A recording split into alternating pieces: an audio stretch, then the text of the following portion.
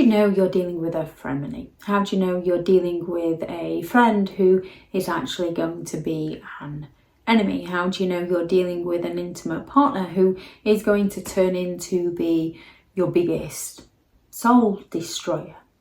When it comes to narcissistic individuals, they are some of the most charismatic, charming, friendly, helpful, kindest, nicest people you could ever meet in the beginning, or when they want something from you. And while they're getting that recognition and that praise and that attention from you, they might continue being nice. Yet as soon as they've got what they want from you, they change the game on you. Narcissistic individuals usually admire some form of quality within you. And that quality usually threatens the narcissist's fragile self-esteem. It actually threatens their ego. So they can latch onto it. If you're an independent person with a home and they're monkey branching from relationship to relationship and need a place to live, they'll latch onto your independence to get through your door. They'll be charming and charismatic. And then as soon as they've got the feet under the table, they change the game on you. They change the rules on you. So a few signs of the beginning of a relationship with a narcissistic individual, be it a friend, a co-worker, or a potential new partner. And one of the first of these is the fast moving of the relationship in the beginning, the fast involvement. There's a very quick pace to it. They are absolutely full of that flattery and insincere praise, which can feel like compliments, and it can make you feel a bit icky, but they don't actually know the little things about you, but they're full of that flattery towards the thing that they actually admire, the quality they admire within you. They are full of flattery in the beginning. They don't actually want to get to know about you as such. They want to get to know the information that they can use against you later down the line. They will learn all your past pains and then they will bring them to your reality. They will learn all your fears and then they will use them against you to crush you. They tend to want that immediate commitment with you. They tend to want to make grandiose plans in the future with you, the future faking. If you like a band, they want to go and see that band with you. They want to go to the movies with you. They want to take you out. They want to spend an awful lot of time with you. They want that commitment of that friendship or that relationship. If it's a relationship, they want to be setting the date for the wedding. They want to be having children with you. It's very fast paced. And they are making those plans of the things that you will do, be it a friendship. They'll be telling you what you're going to do together when you're older and the things that you'll look back on and laugh on. And the same with a relationship. They'll move it fast and start talking about what you're going to do together when you retire. They can use sob stories. They can use sob stories of how their family don't care about them, that people are ungrateful towards them. They had such a difficult childhood. And as we know ourselves that these things can happen, and they might be something that you've also lived through. If you had a difficult childhood, they've suddenly had a difficult childhood. So you can relate to them and you build that emotional connection on the pain of the past. And they might have actually had a painful past, which is what makes it all the worse. However, with a narcissist, they use this to exploit people, to gain the sympathetic attention, to exploit people, not to understand where you're coming from. They lack the empathy, but to understand what they can use against you to hurt you.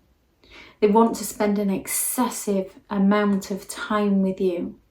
They'll be ringing you as soon as they wake up. They'll be ringing you on their work break. They want to spend excessive amounts of time with you. And if you can't, they might accept it quite gracefully in the beginning. However, they usually find a way of doing it to make you feel guilty. And when it comes to the beginnings of a relationship with a narcissist, it all just feels too good to be true. And that's usually because it is too good to be true. In the beginning, they put you on that pedestal. You're amazing. You're everything they ever wanted in someone. And as they're mirroring you, they're matching you, you can feel the same way about them. So it's easy to get swept along in that whirlwind with them because they're treating you so well. So you naturally reciprocate to them. They flatter you. You naturally pay them a compliment. So you can feel like you're being the narcissistic one because you want to spend time with them. They're great. They're amazing. They're exciting. They're full of that charismatic charm. They've got so much energy. They're almost childlike in some ways. Why wouldn't you want to spend time with someone like that? And they're making these plans, and these plans are things that you would like. So why wouldn't you want to make these plans with somebody who seems to get you so well? Yet, as the relationship progresses, all of a sudden, everything that goes wrong is your fault. Just like they blamed everything on their past. Now all of a sudden, they're blaming everything on you. Nothing you do is ever good enough for them.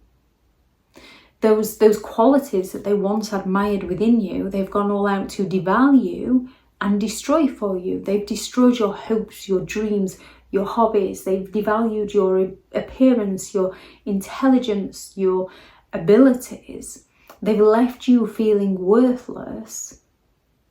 And then they turn around and claim that you're the one that's lucky to have them. You're lucky that they're putting up with you. And because you're no longer the person you used to be, because you don't like who you've turned into, you feel grateful that they're willing to put up with you, not recognizing that it's them that's they've stripped who you are as a person and left you an empty shell where you no longer know whether you're coming or going. And you're blaming yourself because they're blaming you and gaslighting you and intimidating you and threatening you. And all of a sudden, no matter what you do, it's never enough for them. So you change yourself time and time again to try and serve them. And they're only interested when they can get something from you. When they can get something from you, they start treating you well again. Any signs you noticed in the beginning, any early stages of a narcissistic relationship, please do add those into the comments for people reading through. Thank you very much to all the returning subscribers and your continued support with the channel. It's greatly appreciated. If you are new to the channel, I'm Elizabeth Shaw. This channel is all about narcissistic behaviour to give you more understanding of the people you might be dealing with within your life, how to handle yourself around those people if you cannot go no contact, and different methods to find what works for you to help you understand and overcome narcissistic and emotional abuse. If you would like further information on understanding and overcoming narcissistic and emotional abuse, I do have several online guides available, and those teachable links are in the video description. If you're looking for someone to speak to, I have partnered with BetterHelp, and their sponsored link is also in the video description.